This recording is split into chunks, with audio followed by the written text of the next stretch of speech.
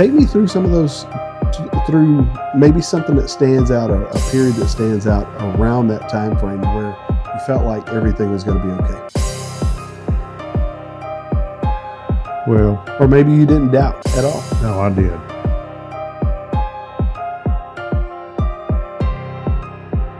You are listening to the East Texas Banner right here at easttexasbanner.com. Got the great privilege this morning of sitting down with, well, I don't know at what point you become an icon of an era or an area. You're not an icon? Okay. Mr. Bill Snelson, I really appreciate you taking time to sit down with us. You're welcome. So here before long, you guys are going to celebrate at Lakeway Tire. You're going to celebrate 50 years. Correct. My question for you is, and this may be a very wide open question, but my question for you is, how did this come to be? My wife and I moved to Beaumont in July of 1971. Okay. I went to work with Mobil Oil as a marketing rep, and my territory was East Texas.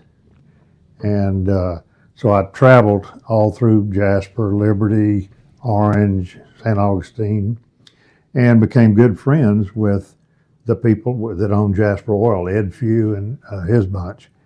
And in 1974, when first oil shortage hit, they were afraid that they weren't going to have enough gasoline to sell to make a living, so they wanted to get in the tire business. Well, back then, the Mobil reps sold tires, batteries, accessories, oil, and gasoline, and I liked that end of the business. Right. So they enticed me to come up here, and I wanted to get in business for myself anyway. So I went to work for them in May of 74. Okay. My wife wasn't real happy with it because we just had a new baby and a new house, and there was 2 houses for sale in Jasper. Okay. We ended up buying a small house there, and we started wholesaling tires. Okay. But as the years progressed, the service stations went away. Sure. So we slowly but surely got into the retail tire business. Wow. My first retail store was the old Coburn's building across the street from us. Okay. And we were there 8 years. We pulled cars inside the shop on that ramp there. Yeah. And did our service work in there. The truck tires were out on the side. And then after 8 years, I bought the property across the street from them, and we built the building we're in now. Right. During that time, I bought a store in Beaumont called Lumberton Tire on Calder and 3rd, and I ran it for about 8 years. Couldn't make any money down there, so I sold it, and I said, I'm just coming back to Jasper and make a living here. Well, in 2000, as Lumberton was started growing, I looked at that, and my daughter, Kelly, and her husband, Wyatt, were living in western Kansas. Okay. He was in the agricultural business, and they was too remote for Kelly. So they moved I wanted to move to Texas and get a job here. Well, I called them and I said, well, I'm getting ready to build a tire store down in Lumberton if y'all would like to try the tire business. So in March of 2000, they moved to Jasper, and Wyatt started from the ground up, changing tires and learning the business. Helped me build that store. So they moved to Lumberton, bought a house down there, and they ran that store for about 5 years. And then a friend of mine had a tire store in Woodville. Okay. And he wanted out. So I bought that store, and Wyatt moved up there to run that one. And then Kelly moved to Jasper, and they bought a house out in Beech Grove. Okay. And so the business has just progressed over the years. It's been good for us. We've been involved in the community, from the ground up. And we've done everything. I've done everything except run for school board and city council. I didn't want to do that. Well, that just tells me you're not deranged. It's true. That's true. Or you're not losing your mind. Right. That's normally my first question is why would you do that? But so tell me this. So you've been here, you've seen a lot change in Jasper, Mm-hmm. and you've seen, you know, I don't know, I don't know how long ago, you know, I mean, I can't put it in quite in context, because when you're saying, you know, you started here in 74, right? Mm-hmm. You know, I was born in 77. So I'm just putting that into context, you know, how much different was it? I mean, because when you talk about service stations, I remember a couple of those whenever I was a child, Mm-hmm. but then it quickly just went to what we kind of a standard operating procedure that we have today, you know? A convenience store. Yeah, just a convenience store. Yeah, well, there wasn't any place to get a tire worked on or anything. Hollis Tire was here. And so I came in, and it was just the two of us then. Right. When I first moved here, the intersection of 190 and 96 was a four-way stop sign. So that, you know, it has changed. Back Sure. then, all tire dealers were direct with different companies. I started with General Tire and Michelin Tire, Okay. and you bought everything from them. Yeah. But now, you know, back then there was probably 50 sizes that would fit 80% of the cars. Okay. So we could stock a lot. But now, you know, there's 350 sizes that fit 50% of the cars. Right. So it's come to wholesalers that come, and that's where you see all these little trucks running around, Right. because they deliver tires to us daily. I got you. And, you know, we've added services too. We do a lot of brake and mechanical and alignments and things like that too. Right. So- Right. And I have a muffler shop. Okay. So we've kind of one-stop shop. Yeah, you kind of built it out. I mean, you know, it really becomes, you figure out where the need is and what the market's looking for and what the market needs, and then you kind of expand based on those metrics, you know, That's right. in a lot of ways. So a stop sign at the corner of 190 and 96. That's right. That's insane. People that grew up here remember Top Burger that was Okay. on one corner there. Okay. But it's, you know, everything has changed. Top Burger was kind of the thing, because I remember a Top Burger in Silsbee as well. I think they had one in Silsbee as well, because my grandparents lived in Silsbee. Yeah, they might have. So as we were driving, you know, there was Top Burger where the McDonald's is now. Right. And so, you know, I think somehow or another McDonald's figured out how to get all the best real estate. You know, Ray Kroc did a hell of a job on all that. But yeah.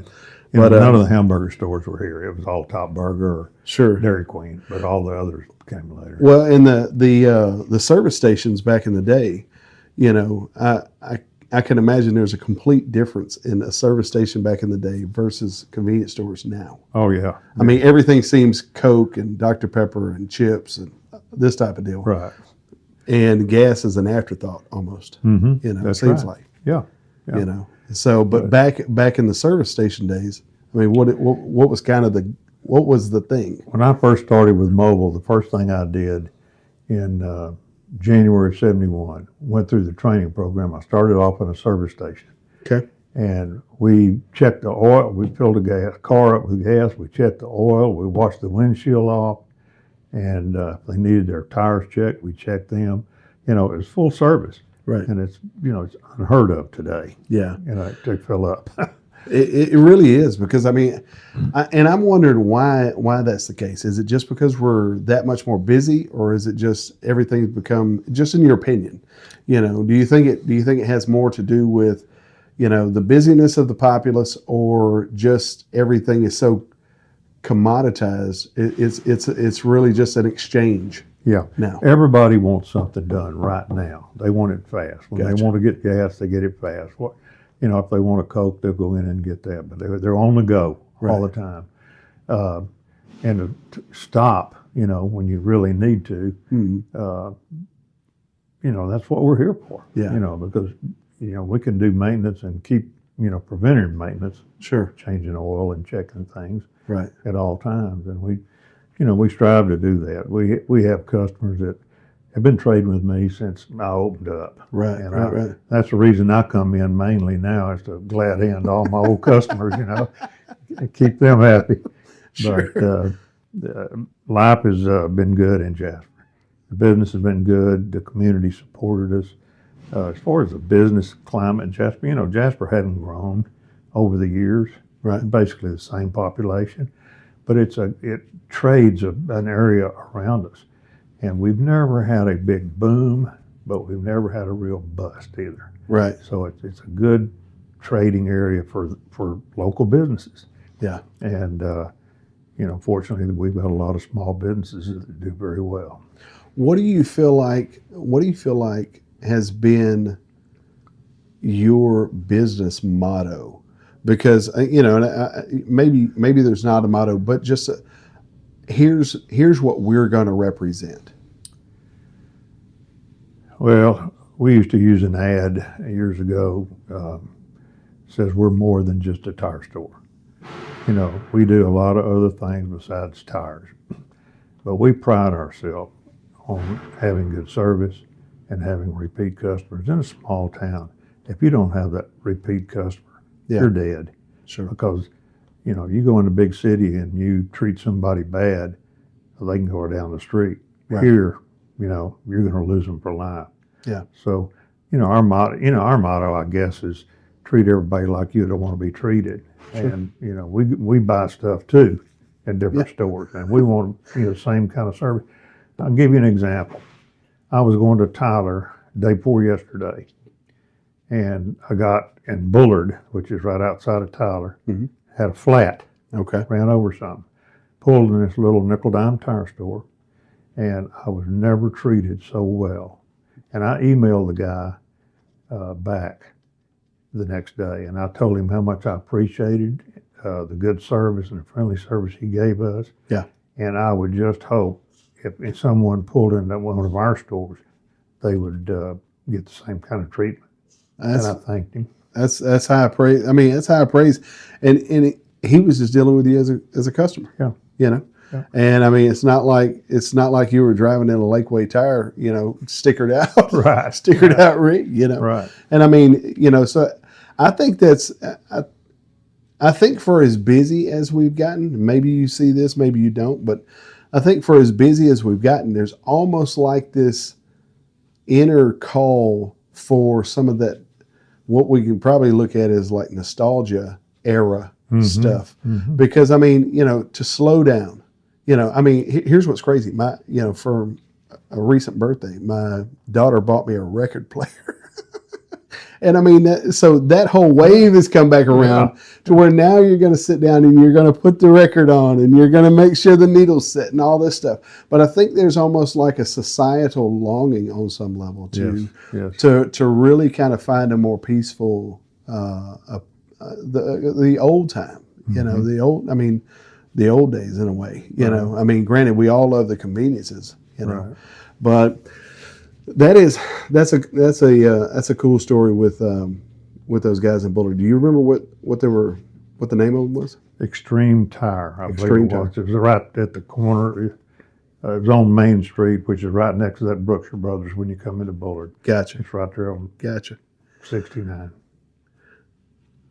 What do you feel like the biggest difference in that you've noticed in Jasper over the last 50 years? What do you feel like you've seen as a big change or transition? Well, there's more emphasis on the lake now than there was earlier. I mean, we all went to the lake, but Jasper area, lakes area, Chamber of Commerce has even changed. Sure. As far as a big change, except for the streets and the new businesses here, there hasn't been a whole lot of change. The people are still friendly. They're still country. Yeah. Even though it's becoming more and more with the internet and the cell phones and everything, we're connected to everyone. But people are still people. Yeah, no doubt. We're a rural country, and there's not much change in that. No doubt. So take me back to the first service station. Okay. All right. You said when you went into business for yourself, your wife was pregnant. We had just had a 1 year. We moved on my daughter's 1 year old birthday. Okay. And Kelly was born. People don't understand what that means. A lot of people don't understand, especially people who don't have businesses. They don't understand what that means because it's like pressures from all sides. And it's like you're being squeezed through the, I think the Bible calls it the eye of a needle type of thing. Right, But I mean, at least that's what it feels like. Right. Or you pull through a knothole type of deal.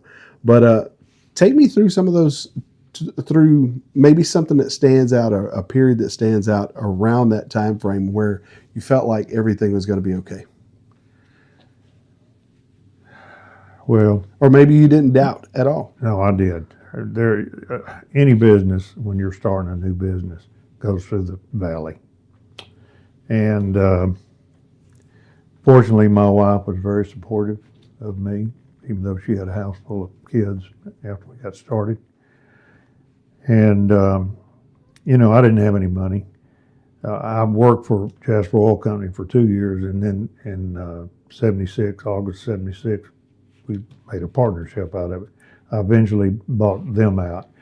But I had to go sell something for cash to open a checking account when I started the business. Wow. And all I can remember the first 15, 20 years is work. I never left the store hardly.